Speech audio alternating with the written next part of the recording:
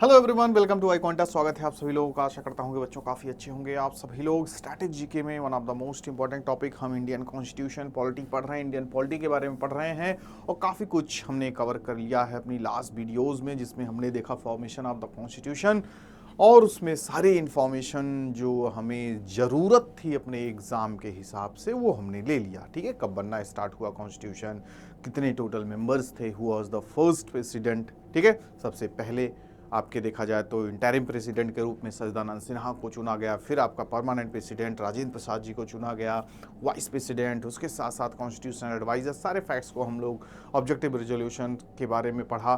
ठीक है, वही ऑब्जेक्टिव रिजोल्यूशन जो आगे चल के आपका प्रियम्बल बन जाता है। तो सब कुछ जानते हुए हम आगे बढ़े और फाइनल अपना कॉन्स्टिट्यूशन को हमने कंप्लीट किया किस दिन, 26 नवंबर 1949 को, और उसको कॉन्स्टिट्यूंट असेंबली ने एक्सेप्ट कर लिया, अडॉप्ट कर लिया और फाइनली लागू कब किया गया, 26 जनवरी 1930 को। यहाँ तक हमने सारी जानकारी पढ़ा, कितना समय लगा कॉन्स्टिट्यूशन को बनने में, और at the time of commencement, जब संविधान लागू हो गया तो उस समय टोटल जो हमारे पास शेड्यूल्स थे, पार्ट्स थे और आर्टिकल्स थे, उनकी भी बातें हमने की। Total number of articles at that time कितने थे, 395 आर्टिकल्स, 22 पार्ट्स और 8 शेड्यूल्स। समय के साथ साथ बढ़ते गए। ठीक है, अब इस समय हमारे पास 22 की जगह 25 पार्ट्स हो चुके हैं, 8 की जगह 12 शेड्यूल्स हो चुके हैं और 500, 480, 90 प्लस आपकी आर्टिकल्स हो चुकी है। ठीक है, तो उसी में से अब एक एक चीज़ को हम लोग पढ़ने वाले हैं। पार्ट्स ऑफ द कॉन्स्टिट्यूशन आज हम कवर करेंगे इस वीडियो में। ठीक है, total number of parts 25 parts, किस किस पार्ट में क्या क्या बातें दी गई हैं, पार्ट 1 में क्या है, पार्ट 2, 3, 4 में क्या है, कौन सा सब्जेक्ट मैटर। ठीक है, और किस आर्टिकल से किस आर्टिकल तक आपका कवर होता है। तो पहला part of the constitution and the most important, exam में पूछा जाता है। यहाँ पे देखिए क्वेश्चन इसी तरीके से बन गया आपका, समझ लीजिए कि एग्जाम का क्वेश्चन ही है। ठीक है, पार्ट और ये आपका सब्जेक्ट मैटर, तो इसमें से इधर उधर कर देंगे, पार्ट 3 ऊपर कर देंगे या पार्ट 1 नीचे कर देंगे, तो फिर आपको मैच करने को आ सकता है, out of which is correct. ठीक है, तो हमें पूरी तरीके से तैयार रहना होगा इसको अच्छे तरीके से जानने के लिए। ठीक है, तो पार्ट 1 ऑफ द कॉन्स्टिट्यूशन क्या दिया हुआ है, the union and it's territory. ठीक है, यूनियन और उसके टेरिटरी के बारे में बात की गई है और अंडर द आर्टिकल किसमें, 1 to 4, आर्टिकल 1 से लेके 4 तक कवर होता है आपका यूनियन और उसकी टेरिटरी। ठीक है, जिसमें आपका आर्टिकल 1 में क्या दिया गया है, देखिए आपको पता होगा कि भारत का नाम क्या है। ठीक है, the name of India is, क्या दिया गया है, द इंडिया। ठीक है, इंडिया दैट इज भारत, साफ साफ इंडिया जो कि भारत है। इसलिए हमें बिल्कुल भी लड़ना भिड़ना नहीं चाहिए कि भारत, इंडिया का नाम भारत ही सही है या इंडिया नहीं सही है। दोनों लड़ाइयाँ का मुद्दा ना हो, क्योंकि पहले भी हमेशा से रहा है कि अपने देश का उचित नाम क्या होगा। सदियों से देखिए, कभी आर्यावत कहा जा रहा है, कभी जम्बूद्वीप कहा जा रहा है, कभी हिंदुस्तान कहा जा रहा है, कभी इंडिया कहा जा रहा है, कभी भारतवर्ष कहा जा रहा है। तो कहें क्या, तो ये कन्फ्यूज़न जब संविधान बन रहा था उस समय भी था।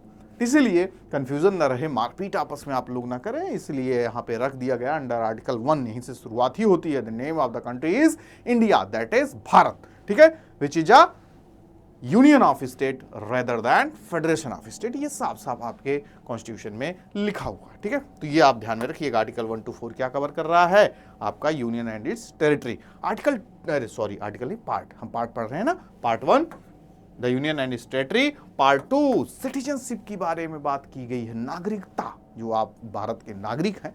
ठीक है, तो नागरिकता तो एक आपको मिल ही गई बाई बर्थ, या जो आपके पेरेंट्स थे, दादा बाबा थे at the time of commencement of the constitution, एक तो वहाँ पे नागरिकता मिल गई थी। उसके बाद भी लोग अपने देश के आज़ादी के बाद भी लोग नागरिकता यानी सिटीजनशिप एक्वायर करते हैं, सिटीजनशिप को लूज़ करते हैं या उनकी सिटीजनशिप हटा दी जाती है, ख़त्म कर दी जाती है सरकार के द्वारा, अगर ऐसी कोई गतिविधि करते हैं। तो वो सारी बातें इसमें दी गई हैं कि कितने तरीके से आप सिटीजनशिप को एक्वायर कर सकते हैं, कितने तरीके से सिटीजनशिप आपकी जा सकती है, ये सब बातें दी गई है अंडर आर्टिकल 5 to 11। ठीक है, सिटीजनशिप एक्ट है, उसमें सारी बातें दी गई हैं। Part 3 of the constitution most important है। क्यों इंपॉर्टेंट है, क्योंकि हमेशा एग्जाम में पूछा जाता है, बहुत बड़ा टॉपिक भी है, इसको अच्छे से पढ़ेंगे। जब फंडामेंटल राइट्स पढ़ेंगे तो पार्ट 3 में क्या दिया गया है, फंडामेंटल राइट्स, आपके right to equality, right to against discrimination. ठीक है, या फ्रीडम ऑफ रिलीजन, हर तरीके से आपको इसमें अधिकार दिए गए हैं। और ये कहाँ से खत्म होता है, देखिए सब एकदम क्रोनॉलॉजिकल ऑर्डर में है। 4 खत्म हुआ, 5 से शुरुआत हो गया, फिर 11 खत्म हुआ, 12 से स्टार्ट हो गया, ठीक है। तो 12 से 35 तक की बात की गई है। ये सभी डायरेक्ट फंडामेंटल राइट्स कवर्स कौन कौन से आर्टिकल कहाँ से कहाँ तक थे भी आपको पता होना चाहिए, ठीक है। 12 से 35 and the last is, last मतलब फोर्थ या स्लाइड का लास्ट है डीपीएसपी। डीपीएसपी की आपके पार्ट में है पार्ट 4 ऑफ द कॉन्स्टिट्यूशन, ठीक है। इसको ध्यान में रखिएगा, directive principle of the state policy. ये कहाँ से कहाँ तक कवर होता है, 36 से लेके 51 तक कवर होता है, ठीक है। शुरुआत में तो दोनों को फंडामेंटल राइट्स का दर्जा दिया गया था अपने कॉन्स्टिट्यूशन में कि ये भी आपका फंडामेंटल राइट्स है, क्योंकि इसमें क्या है, सारी चीजें इंस्ट्रक्शंस हैं, ठीक है। किसको, टू द स्टेट, ठीक है। यहाँ पे स्टेट्स को इंस्ट्रक्शन दिया गया है, इसीलिए इसको बोला जाता है इंस्ट्रूमेंट ऑफ द इंस्ट्रक्शन। ये भी आपके एग्जाम में क्वेश्चन पूछ लेते हैं, आउट ऑफ विच टर्म या out of which thing is known as instrument of the instructions. Fundamental right, DPSP, citizenship, union territory पहला आ जाएगा। तो क्या है, डीपीएसपी को इंस्ट्रूमेंट ऑफ द इंस्ट्रक्शंस कहा जाता है या गाइडलाइंस है। इंस्ट्रक्शंस मतलब यहाँ पे इंस्ट्रक्शन ही किसी को आपको दिशा निर्देश देना, गाइडलाइंस देना। तो ये गाइडलाइंस दिया गया है टू द स्टेट कि अपने लोगों के लिए क्या करे, वेलफेयर स्कीम्स ले आए, या वेलफेयर ऑफ द स्टेट, ठीक है। स्टेट के जो लोग हैं, स्टेट्स पीपल्स के जो लोग हैं, उनके लिए कल्याणकारी योजनाएं बनाएं, ठीक है। तो इन सब चीज़ों के लिए इसमें वो सारी बातें दी गई हैं कि एक आप देखोगे जो लेबर होगा या जो एक कर्मचारी होगा उसके लिए बेहतर करना, या फिर स्टेट उनके लिए अच्छे से अच्छी पॉलिसी बनाए, ठीक है। तो एक तरीके से इसको माना गया था कि सरकार लोगों के लिए करेगी, तो इसमें क्या है, लोगों के अधिकार की बात है, तो इसको बराबर माना गया था। लेकिन फिर बाद में क्या कर दिया गया, इसको मैंडेटरी कर दिया गया और इसको मैंडेटरी नहीं किया गया, ठीक है। This is the fundamental right, जो कि क्या है, enforceable in the court of law, ठीक है, justiciable in the court of law. Court में क्या हो सकता है, अगर आपका कोई फंडामेंटल राइट ब्रीच करे, वायलेट करे, तो आप उसको क्या कर सकते हो, कोर्ट में घसीट सकते हो या कोर्ट में उसको आप केस कर सकते हो। लेकिन वही फंडामेंटल राइट्स की तरह अगर डीपीएसपी में भी वही आपके साथ कोई करे, सरकार कोई पॉलिसी बनाए और आपको उसका लाभ बेनिफिट ना मिले, तो आप क्या सरकार को उसमें कोर्ट में ले जा सकते हो, नहीं। This is not enforceable in the court of law, या नॉट जस्टिसेबल पूछ लेते हैं, out of which is justiciable, not justiciable. तो ये सब हम थोड़ा और ब्रीफ में डीप में पढ़ेंगे आपके, जब एक एक चैप्टर होगा इसका, एक एक तरीके से आपका एक एक टॉपिक होगा डीपीएसपी फंडामेंटल राइट्स, उसमें कवर कर लेंगे। अभी हम एक तरीके से लिस्ट देख रहे हैं, क्योंकि एग्जाम में आ जाए तो आप आसानी से एलिमिनेट कर सको और अपने आंसर्स निकाल सको, ठीक है। Fundamental duties under the article 51A, duties को बाद में ऐड किया गया कॉन्स्टिट्यूशन में, इसीलिए देखिए यहां पर भी 4 के साथ ए लगा दिया गया, दैट्स मींस बाद में इसको ऐड किया गया है। फंडामेंटल ड्यूटीज, जो टोटल नंबर ऑफ ड्यूटीज कितनी है, 11 है। पहले कितनी हुआ करती थी, 10 में, 2002 में एक और ऐड कर दिया गया, तो अब टोटल 11 फंडामेंटल ड्यूटीज हो गई हैं। तो ये भी आपको ध्यान में रखना होगा कि इस आर्टिकल में है, आर्टिकल 51A में, ठीक है बच्चों। चलिए आगे बढ़े। तो पार्ट 4 देख लिया हमने। तो मेनली देखा जाए तो 1 2 3 4 5 6, ठीक है, 6 तक तो काफ़ी इंपॉर्टेंट है, पूछे जाते हैं किसमें क्या है। फिर उसके बाद बीच में 2-4 ऐसे होंगे जो उतना इंपॉर्टेंट नहीं है, तो उनको हमें बिल्कुल भी ज़्यादा ध्यान देने की ज़रूरत नहीं है, और जो है उसको मैं बता दूंगा, ठीक है। पार्ट 5 में यूनियन गवर्नमेंट के बारे में बात की गई है, ठीक है, और पार्ट 5 के बाद 6 आ जाएगा। तो यहाँ पे यूनियन गवर्नमेंट की बात हो रही है, तो आगे पार्ट 6 में किसकी होगी, स्टेट गवर्नमेंट के बारे में बात होगी। तो यहाँ यूनियन गवर्नमेंट के बारे में किस किस चीज़ के बारे में बात हुई है, तो यहाँ पे टोटल देखो कवर करेगा, 51 के बाद 52 आ गए, 52 आ गए, तो 52 से 151 तक कवर हो जाएगा आपका यूनियन गवर्नमेंट, ठीक है। फिर यूनियन गवर्नमेंट में सबके बारे में बात की गई। यूनियन गवर्नमेंट देखिए आपके एग्जीक्यूटिव्स आते हैं, प्रधानमंत्री, राष्ट्रपति, ठीक है। तो ये सब आपके यूनियन एग्जीक्यूटिव्स में हो गए। तो इनके बारे में बातें की गई, किस तरीके से शपथ ग्रहण होगा, किस तरीके से सैलरी होगी, किस तरीके से उनका कार्य होगा, फंक्शन होगा, ठीक है। फिर उसके बाद लेजिस्लेटिव फंक्शंस हो जाएंगे, पार्लियामेंट के बारे में बात होगी 79 से लेके 122, ठीक है। Legislative powers of the president क्या है, अंडर आर्टिकल 123 में बात की गई है।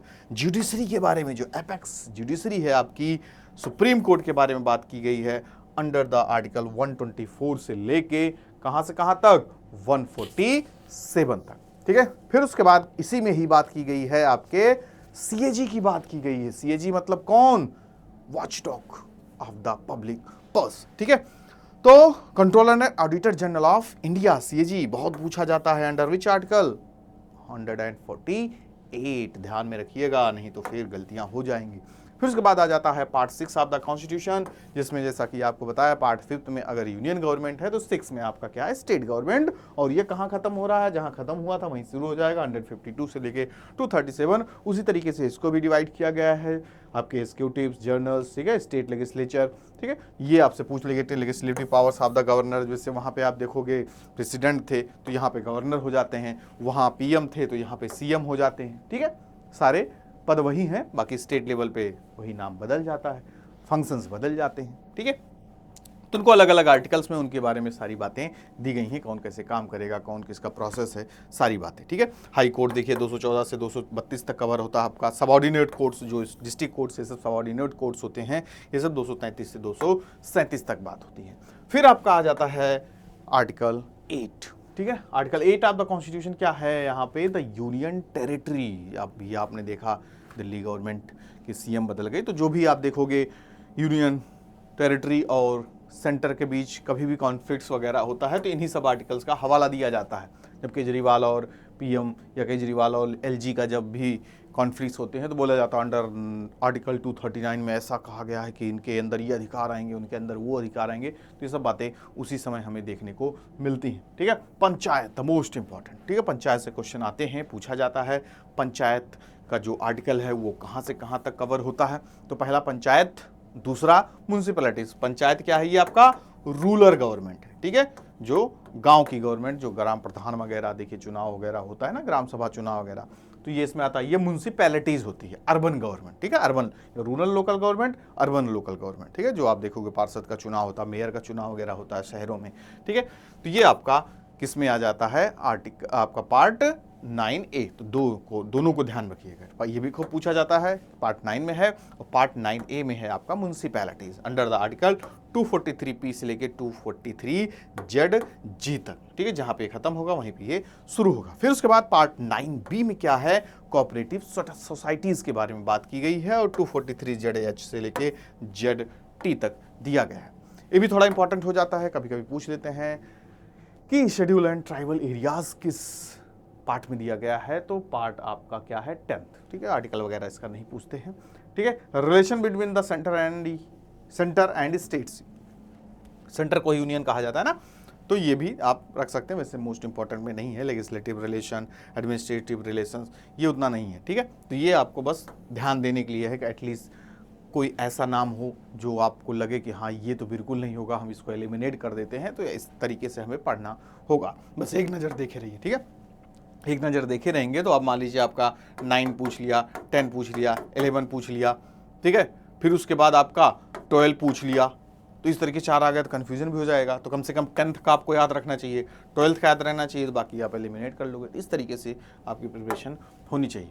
अंडर पार्ट 12 के अंदर क्या दिया गया है, तो ध्यान में रखिएगा। 12th में भी ज़्यादा कुछ ऐसा इंपॉर्टेंट नहीं है जो एग्जाम में पूछा जाए, फाइनेंस, प्रॉपर्टी, कॉन्ट्रैक्ट्स वगैरह से रिलेटेड, ठीक है। जो यहाँ पे इंपॉर्टेंट है, एग्जाम में पूछा जाता है और थोड़ा इंटरेस्टिंग भी है जानना, राइट टू प्रॉपर्टी। आपको पता होगा कि पहले फंडामेंटल राइट्स टोटल कितने हुआ करते थे, 7 फंडामेंटल राइट्स हुआ करते थे, जो फाइनली हटा दिया जाता है एक फंडामेंटल राइट्स को। राइट टू प्रॉपर्टी पहले फंडामेंटल राइट्स हुआ करता था, समय के साथ चीज़ें बदलती गई तो इसको हटा दिया गया। फंडामेंटल राइट्स में जो काफ़ी इंपॉर्टेंट राइट्स था, राइट टू प्रॉपर्टी, इसको एक लीगल राइट बना दिया गया और इसको किस पार्ट में ले आके रख दिया। पहले कहाँ हुआ करता था फंडामेंटल राइट्स, किस पार्ट में आपने पढ़ा था, पार्ट 3 ऑफ द कॉन्स्टिट्यूशन। तो पार्ट 3 का पार्ट हुआ करता था, लेकिन जब उसको फंडामेंटल राइट का दर्जा खत्म कर दिया गया तो वहाँ थोड़ी रहेगा, इसको उठा के लाके बेचारे को कहाँ रख दिए, राइट टू प्रॉपर्टी को पार्ट 12 में रख दिया। तो पूछा जाता है ये प्रश्न कि पार्ट 12 में या राइट टू प्रॉपर्टी में, राइट टू प्रॉपर्टी को कहाँ रखा गया है, पार्ट 12 में, और उसका एक अलग आर्टिकल भी बना दिए अंडर आर्टिकल 300A, ठीक है। तो ये हमें थोड़ा इंपॉर्टेंट इंटरेस्टिंग है, इसलिए ये पूछा जाता है।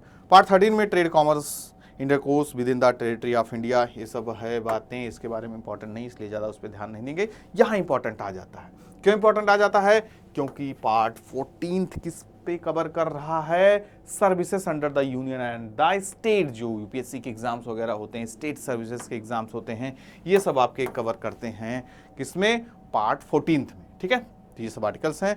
पार्ट 14A देखिए बाद में इसको जोड़ा गया, ट्रिब्यूनल्स वगैरह, कैट वगैरह के बारे में आपने सुना होगा ना, जो आपके ये जो होते हैं सर्विसेज होती हैं, जो एडमिनिस्ट्रेटिव सर्विसेज होती हैं, तो उसमें देखिए दिक्कतें आ जाती हैं किसी ब्यूरोक्रेट्स के साथ, तो ये सब यहीं पे ही निपटारा होता है। ठीक है, इलेक्शन मोस्ट इंपॉर्टेंट। इस बार देखिए आम चुनाव भी हुआ है, इलेक्शन भी हुआ है, तो इलेक्शन काफ़ी हॉट टॉपिक रहा है। तो इलेक्शन के बारे में आपसे पूछा जा सकता है, इलेक्शन किस पार्ट में कवर करता है, under the part 3, under the part 15th of the constitution, और अंडर द आर्टिकल 324 से लेके 329 ए तक कवर करता है। ठीक है, पार्ट 16 आपका special provision related to certain classes important उतना नहीं है। ऑफिशियल लैंग्वेज इंपॉर्टेंट हो जाता है और इसको भी पार्ट में हमें जानना जरूरी, लेकिन पार्ट से ज़्यादा इंपॉर्टेंट ये है उसके, इससे रिलेटेड आपका आर्टिकल पूछ लेते हैं किस आर्टिकल में, तो 343 आर्टिकल है और कहाँ से कहाँ तक कवर करता है, 351 तक। आर्ट भी जानेंगे कहाँ तक है, 17वें पार्ट तक। ठीक है,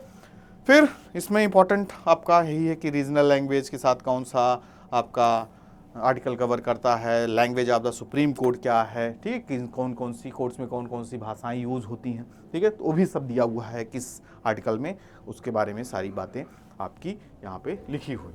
फिर इमरजेंसी प्रोविजन मोस्ट इंपॉर्टेंट। ठीक है, emergency provisions under the article 352 से लेकर 360 तक, जैसा कि आपको पता है 3 इमरजेंसी प्रोविजंस होते हैं, एक होती है नेशनल इमरजेंसी, एक स्टेट इमरजेंसी, एक आपकी फाइनेंशियल इमरजेंसी।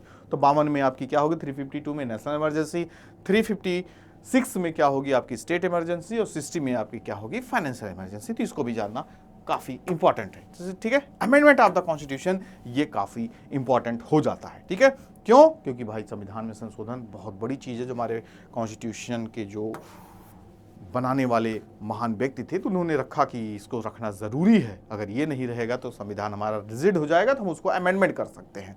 तो अंडर आर्टिकल 368 और पार्ट आप क्या पढ़ोगे 20, तो काफ़ी आसान भी याद करना।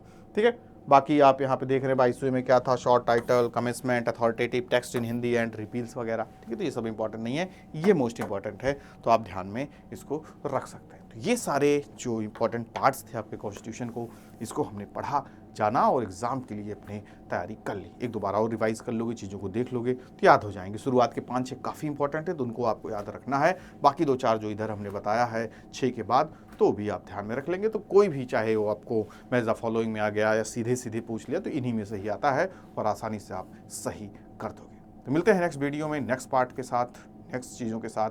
तब तक के लिए आप बने रहिए हमारे साथ। Thank you to all of you. Good luck.